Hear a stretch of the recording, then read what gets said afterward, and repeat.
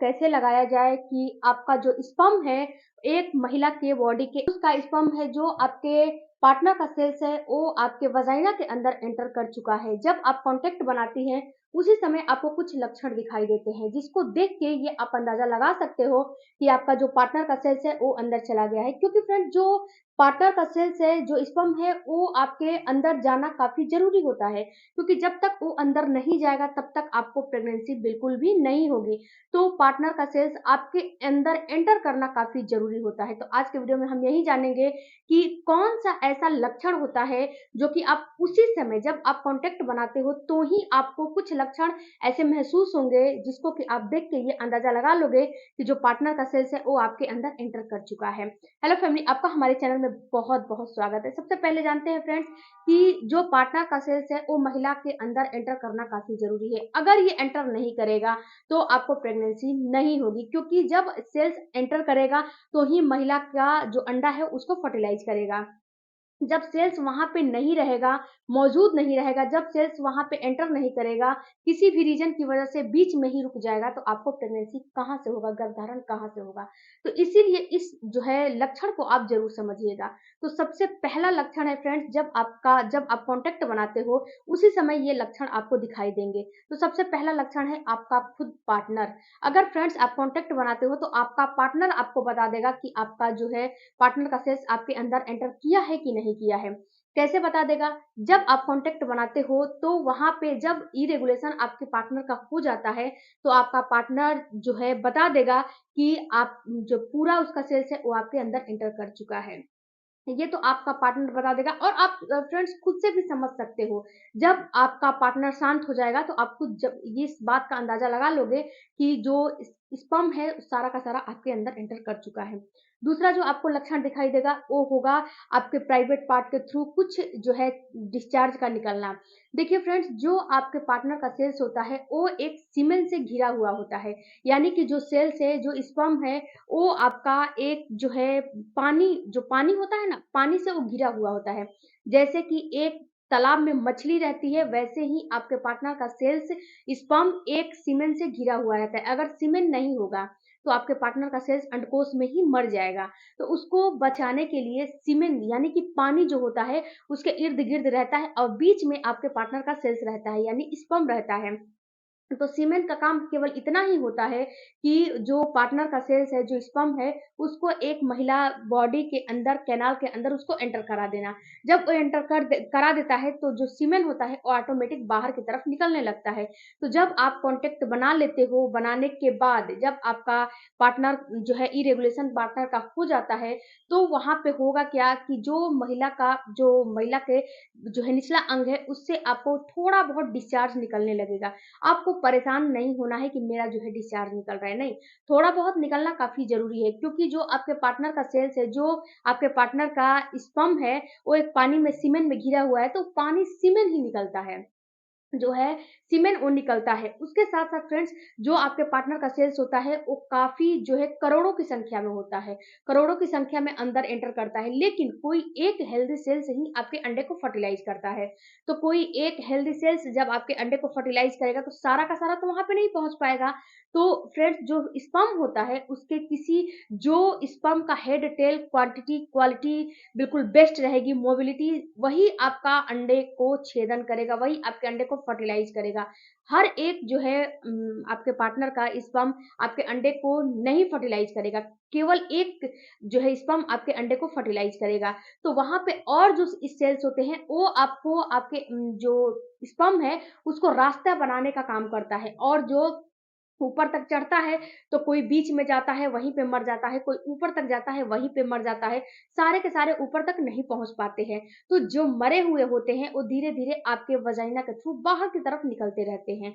तो ये अगर आपको कांटेक्ट बनाने के बाद थोड़ा बहुत डिस्चार्ज का आ रहा है, थोड़ा बहुत डिस्चार्ज निकल रहा है, तो इससे भी आप अंदाजा लगा सकते हो कि आपका जो सेल्स है वो सारा का सारा अंदर एंटर कर चुका है।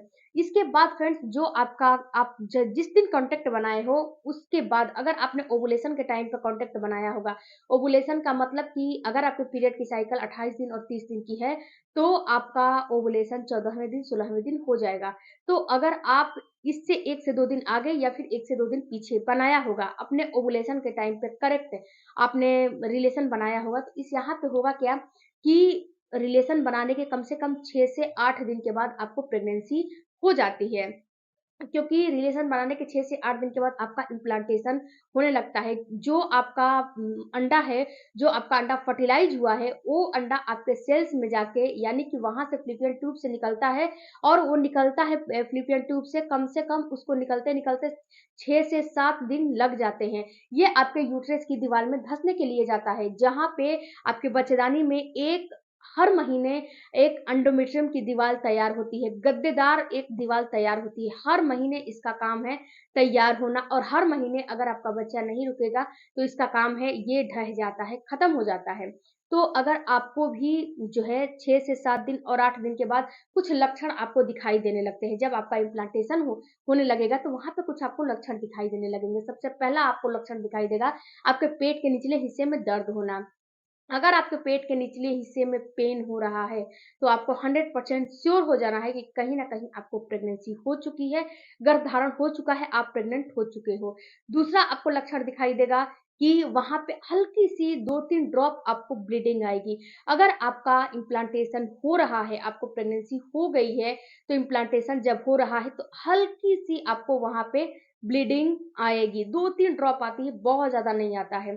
केवल 1 से 2 ड्रॉप आएगा और ये ब्लीडिंग बिल्कुल ब्राउनिश हो जाएगी या फिर ये ब्लीडिंग केवल रेडनेस की तरह रहेगी, पिंकिश होगा, बहुत ज़्यादा ये ब्लीडिंग नहीं होगा।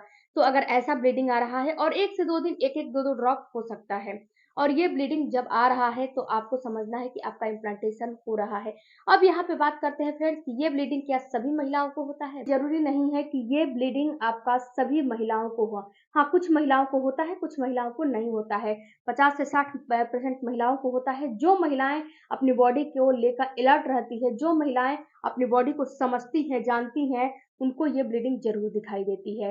उसके बाद आपको तीसरा लक्षण दिखाई देने लगेगा जब आपको जो है प्रेगनेंसी हो जाती है, तो आपको 7 से 8 दिन के बाद रिलेशन बनाने के 7 से 8 दिन, 9 दिन के बाद आपकी जो वो इम्प्लांटेशन होने के बाद आपका एचसीजी जो हार्मोन है वो बढ़ जाता है। जब आपकी बॉडी में एचसीजी हार्मोन बढ़ जाते हैं, तो आपको उल्टियाँ, नोज़िया, वॉमिटिंग होने लगता है। आपका सूंघने का जो स्मेल का जो क्षमता है वो थोड़ा स्ट्रॉन्ग हो जाता है। बहुत ज़्यादा आपको स्मेल आने लगेगा। कोई भी पार्टिकुलर चीज़ से आपको स्मेल आने लगेगा। ऐसी बात नहीं है कि कोई एक चीज़ से आएगा, नहीं। कोई भी चीज़ से आपको स्मेल आने लगेगा। अगर आपको भी ये सारी समस्याएँ हो रहा है, सुबह-सुबह में आपको जो है मुँह में पानी खट्टा-खट्टा आ रहा है या फिर खट्टी डकारें आ रही हैं या फिर आपको मॉर्निंग सिकनेस हो रहा है, सुबह-सुबह में कुछ भी करने का मन नहीं कर रहा है, चिड़चिड़ापन उसके साथ-साथ हो रहा है, बहुत महिलाएँ बहुत चिड़चिड़ी हो जाती हैं। क्योंकि चिड़चिड़ी होने का फ्रेंड्स एक ख़ास ये भी होता है, लॉजिक होता है कि आपकी बॉडी में बहुत सारे हार्मोन बनने लगते हैं, जैसे कि प्रोजेस्टेरोन हार्मोन हो गया, एचसीजी हार्मोन हो गया और भी बहुत सारे हार्मोन हैं जो कि बनने लगते हैं। तो जब हार्मोन आपकी बॉडी में बनने लगते हैं, तो वहाँ पे होता क्या है कि एकाएक सारा चीज़ आपकी बॉडी में अटैक हो जाता है। हार्मोन भी बढ़ने लगते हैं, आपकी बॉडी में चेंजेज़ भी आने लगता है क्योंकि आपको प्रेगनेंसी हो गई है, तो आपकी बॉडी में ऑटोमेटिक जो है चेंजेज़ आने लगेंगे। तो चेंजेज़ आने लगते हैं जिससे कि आपका मन, स्वभाव बिल्कुल चिड़चिड़ा हो जाता है। कोई भी चीज़ आपको बिल्कुल भी अच्छा नहीं लगता है। अभी हँसने का मन करता है, अभी रोने का मन करता है। आपको समझ में भी नहीं आता है कि हमें मेरे साथ क्या हो रहा है, क्या नहीं हो रहा है।